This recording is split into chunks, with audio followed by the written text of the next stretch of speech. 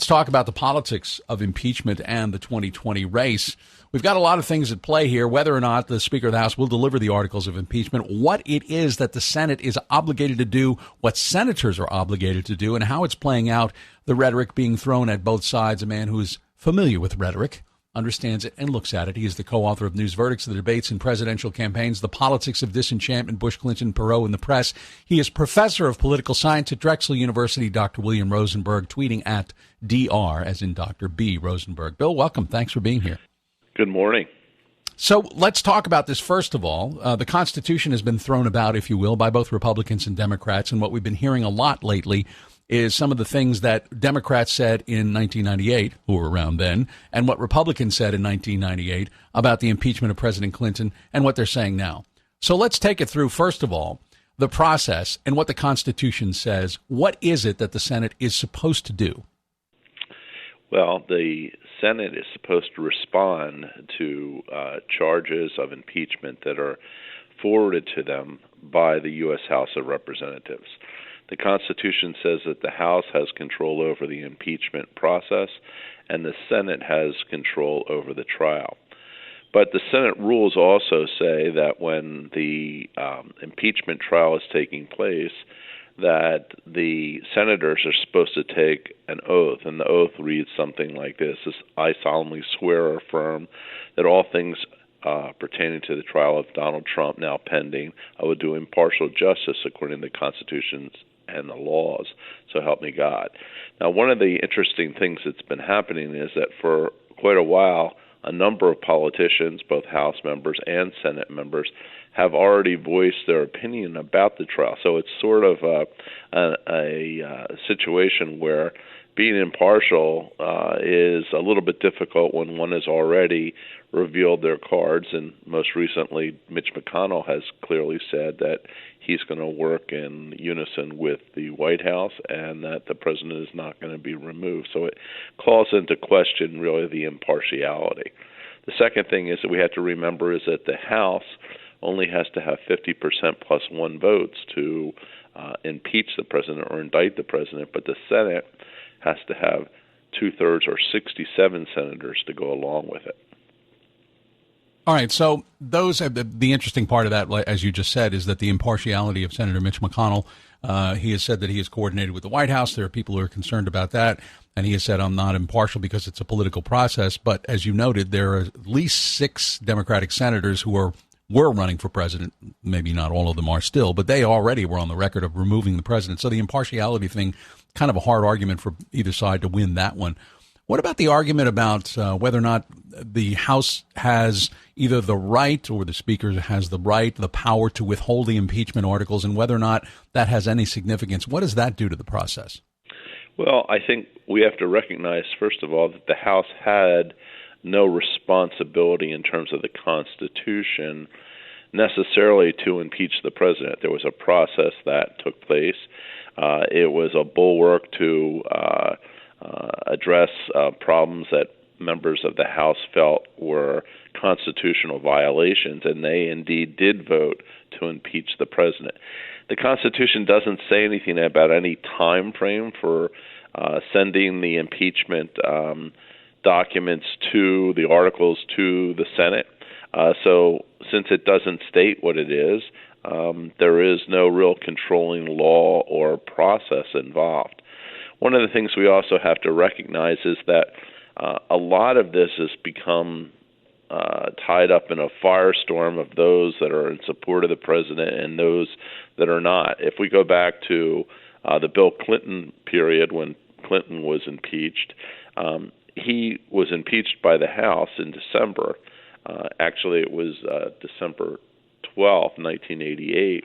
But the articles of impeachment didn't really get to the Senate until mid-January. So it's not unusual that there's a process. I think what's confused us a little bit is that Nancy Pelosi has said, well, we're not going to really send them over until we have a clear understanding about how the Senate is going to operate in terms of this impeachment process. I should also say that the impeachment trial in the Senate took about 5 weeks. So it isn't something that just happens, 1 or 2 days like a Perry Mason type trial. It's going to be something that's going to be somewhat drawn out, and it's going to be sort of impacted by whether or not new testimony or new evidence is going to be introduced as well, which would further lengthen the trial. And for the kids out there, Perry Mason, by the way, was an attorney. There was a big TV show in the 50s and 60s, and then it was brought back as a TV movie with Raymond Burr, and Earl Stanley Gardner had a series of books. I just thought I'd mention that. Thank you very much, Tim. I often do that with my students, and I do a reality test to see whether or not we're in the same part of the galaxy. So yeah. There you go. All right.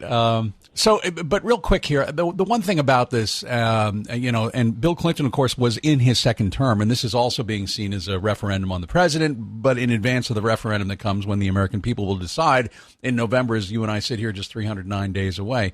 There's something else here, Bill, that I wanted to get your take on, and I've been asking this question. This is Senator Chuck Schumer last week talking about what he wants to see and witnesses, et cetera. It's hard to imagine a trial not having documents and witnesses. If it doesn't have documents and witnesses, it's going to seem to most of the American people that it is a sham trial, a show trial. Now, we have seen a similar language coming from Senator Richard Blumenthal of Connecticut, and we heard President Trump often refer to this as a witch hunt and a sham. He used the same word, sham. As you have discussed on this program, Republicans seem right now to be set, rock solid in their opposition to impeachment. Democrats are in favor of impeachment. Basically, the country is divided. It seems, I wonder, the language being used, if Senator Schumer is saying sham and President Trump is saying sham, what does America actually think of this process? I mean, is it now becoming less of a solemn action than, say, Speaker Pelosi had preferred that it be referred to as? Well, we have to recognize also that Speaker Pelosi was quite reluctant to go down the route of impeachment to begin with. Her caucus, particularly the more left-leaning part of the caucus, wanted to impeach him much earlier. But after much pressure and much discussion within the caucus, and after the revelations of the situation with Ukraine, she moved forward with the impeachment process. So we have to keep that in the back of our minds. We ought to realize that both the Democrats and Republicans are staking out territory. They're making sort of the most extreme cases on both of their parts to say why this should happen and what should the outcome be.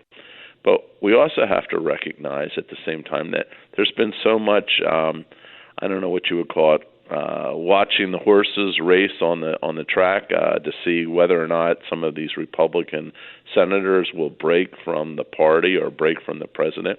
And, most recently, Murkowski from Alaska was saying she was uncomfortable with some of the comments that the president's advocate, Mitch McConnell, was making in the Senate. But there's also been some handicapping of how many Republicans may go over and vote with the Democrats, essentially on the vote of how the trial would be held, in addition to what the outcome of the trial might be. People like Lamar Alexander, who was a sort of institutionalist, or Cory Gardner, who was up for re-election, or Romney, who has had his own problems with the president, and Collins from Maine. But we have to also recognize at the same time that that's nowhere near the 67 votes that are going to be needed to remove the president. It may affect, for example, how the trial will take place. What has received very little attention, though, is defections on the Democratic side.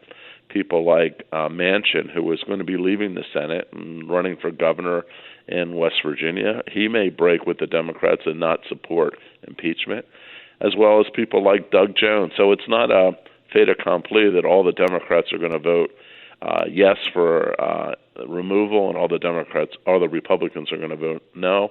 It's a much more nuanced situation than many are considering.